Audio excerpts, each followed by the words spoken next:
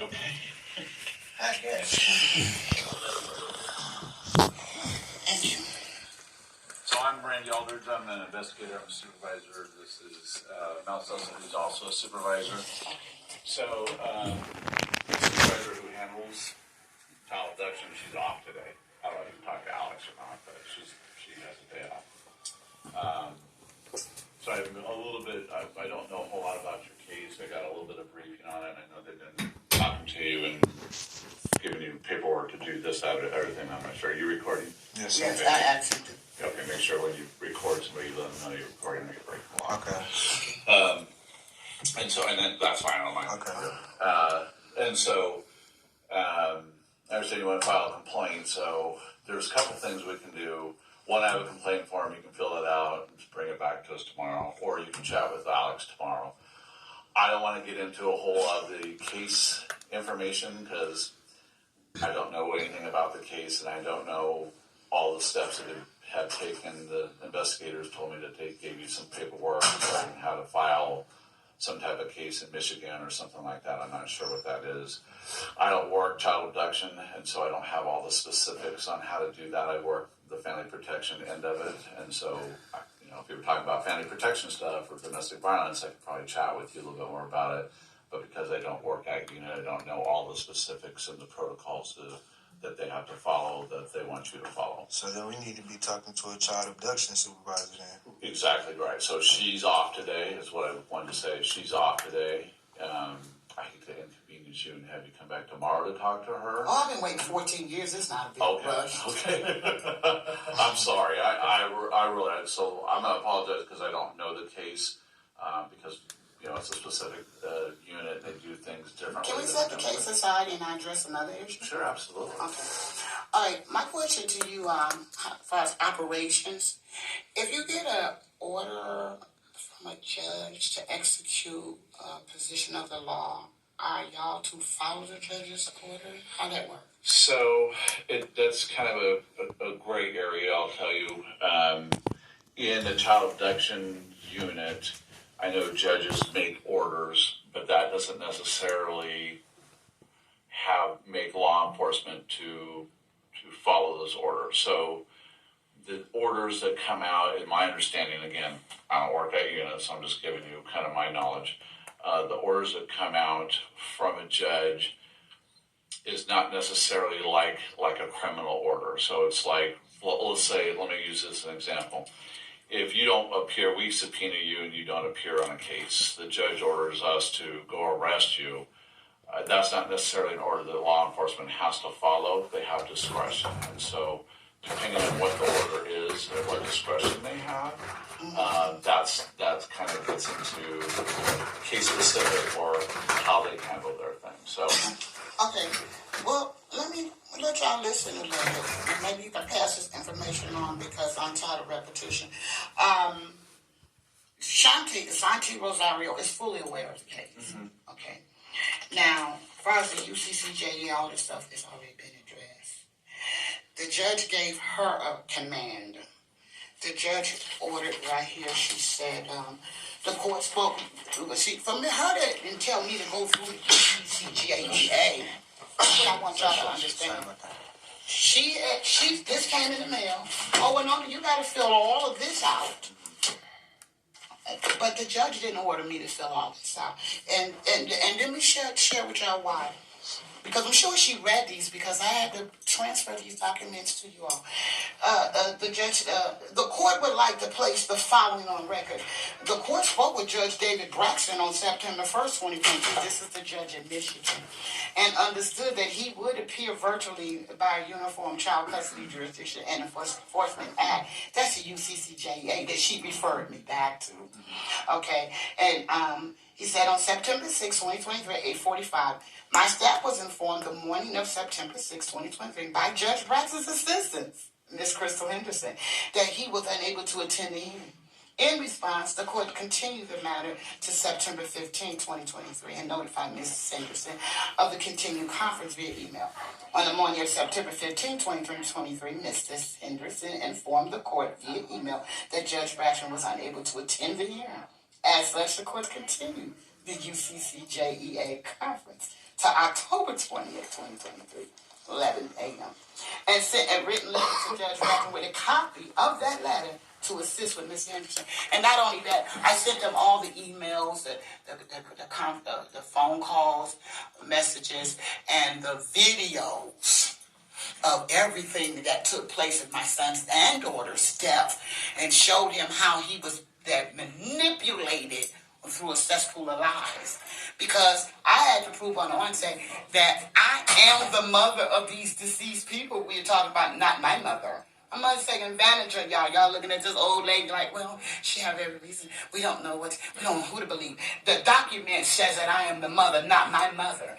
Okay. And so the judge went on to say, and as the court did not receive a written response prior to October 20th, and nor did anyone from the Michigan court appear at the scheduled UCCJEA conference on October 20th. So the court finds that Michigan has no objection to this court asserting the UCCJEA jurisdiction and granting a permanent guardianship appointed Winona Kimberly Humphrey as a permanent guardian. And it goes on to say as such. And then it over here, where she ends it with saying, item 2, the minor, Sharice Latrice, or is to be returned to San Diego immediately to the guardian, Winona Kimberly Humphrey. The guardian is to present this order and guardianship letters to the San Diego County District Attorney, Child Abduction Unit, to, this is the word I like, ensure the minor's return to California and enforcement of this order. And as the legal guardian of the minor, Mrs. Humphrey is protected by the laws of California. See, I'm not protected by the laws of Michigan because they are all scam artists. So is the judge. That's why that judge couldn't show his face. So that document of lies that my mother had should have been overturned because Judge Braxton have all the evidence. He's too embarrassed that he was manipulated by an old lady that did a bunch of treacherous stuff because I sent them all the videos. They reviewed them. Why my granddaughter is not brought to safety. Now, let me tell you this, and I sent this information also to, and I think maybe this is something you might need to learn. When first heard where my granddaughter was, a lady contacted me, and this is how the conversation went. They was asking for money. Be on the first 48 because I have no idea of my granddaughter who's in a company of people like y'all. I never said she was your friend. I had to talk about being of my grandparents. Okay, well, I don't have to go for my mother. You have possession of a kid that you have no license on.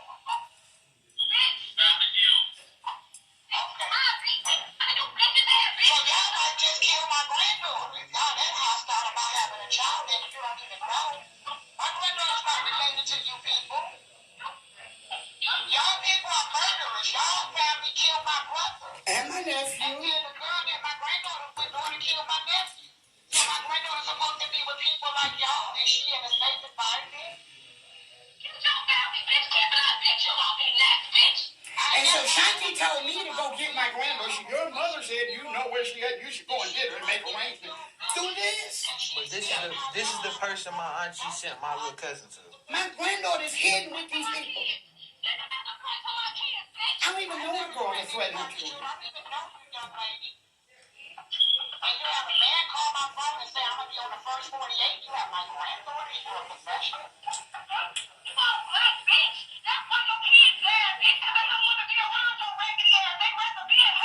This is what I do with.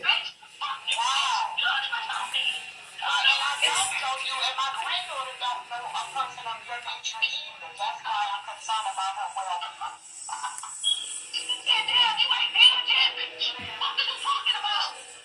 Okay, baby girl. Y'all have a blessed day. Y'all going to see y'all. I did what you asked me to do. I told Teresa to call you. No, you went on Facebook. No, I never said nothing about you on Facebook. I never mentioned it. You was never mentioned. You was never mentioned on Facebook. I never mentioned.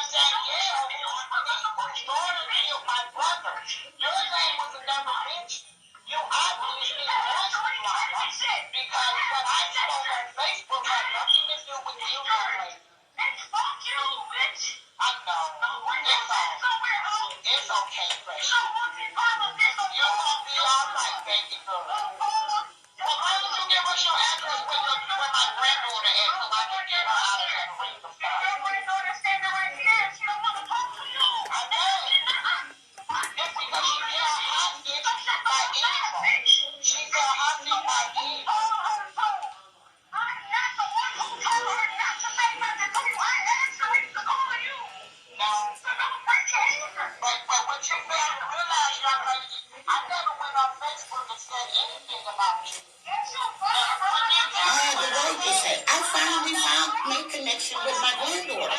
She's with some Nika person, a relative of Auntie Jerry's. I wasn't supposed to say that. They don't want to be involved.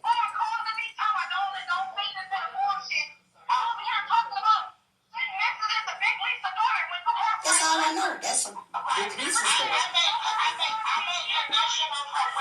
Some girl, that's Jerry's Reese. Who's that lady talking? Okay, okay, now that's enough of that, but here's just a little piece. You don't gotta listen to the whole video. This is my brother, the one retired from the NFL. My mama's pregnant. You already know what you're dealing with, and you already know, what I'm saying, why she fighting against you, why she doing whatever the hell she's doing. We done. I told her to stop. I told her to leave it alone. I told her to send the baby to you. That's what you wanted, and that's what you need to do. I want to let you handle to do whatever the hell it is that you wanted to do, so you can be at peace. So you don't have to keep going back and forth and shit. And she keep just. Mama won't stop. Okay, so Shit, I know. So I don't know what to do. You know what I'm saying? I just want to make sure you understand my position. You don't want to be involved anymore. I have not helped her. I have not been helping her. And I told her, lay back. Be at ease. Let her grandma come do what she needs to do. And or do what needs to be done so she can get her granddaughter. She refuses. And so I'm just saying, because I'm tired of See what else people, So my mom is just intentionally being. My mom. This is what it is. I'm a. was that your mom that you were having a conversation with? the girl. She talking about the No, girl. that was the young. That's the lady. lady that her mom sent my other cousin to. Okay. Right, that's And where who my is- granddaughter. Who is she? I don't know. All I know, from what I learned, her mother was named Big Lisa. I know her auntie was married to my uncle. These are some distant relatives. My uncle's long deceased. And so when my cousin Diamond got me and she said, we found Sharice. This lady saw me on Facebook and said she knew y'all were cousins. Can I get her in contact with me? When she contacted me, I learned her name was Nika. So I'm like, well, you have my granddaughter, blah, blah, blah. We talked, saying my mom shouldn't have done this. My mom is wicked. She said, well, your mom left Sharice with me. Sharice ran away to her because when Shanti and them did a welfare check on her, she was with Danielle.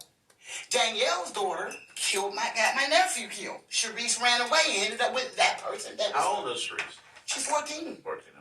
My son got killed on Halloween Day last year. Last year. And it's been a rat race because my mom told the system that she was the mother. She closed Social Security that I'm the mother, that I'm not the mother of my deceased children. And it's like, oh, Winona's lying again. And it got me doted as a man. So if I'm doted as a man, I can't possibly be the mother. Right. I am the mother. And so they're not looking at the truth. Because on the onset, I had to come in here with the birth certificate and death certificate before y'all would even look at the case. And you did. And so I did. Everybody said, Winona, you're doing everything right. I did everything right, so why would she tell me to fill out this bullshit when I'm past that? The judge ruled this UCCJEA madness out the picture. So who is Shantae to make the decision? Because her email stated this. But hold on, let me tell you. Call Alexis. You got